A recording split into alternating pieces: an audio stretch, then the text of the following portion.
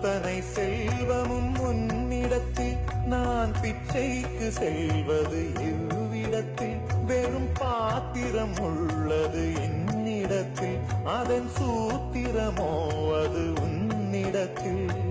ஒரு முறையா இருமுறையா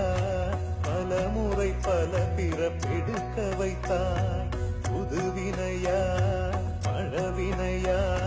கணம் கணம் தினம் என்னை துடிக்க வைத்தாய் பொருளுக்கு அலைந்திடும் பொருளற்ற வாழ்க்கையும் துரத்துதே உன் அருள் அருள் அருள் என்று அலைகின்ற மனம் இன்று பிதற்றுதே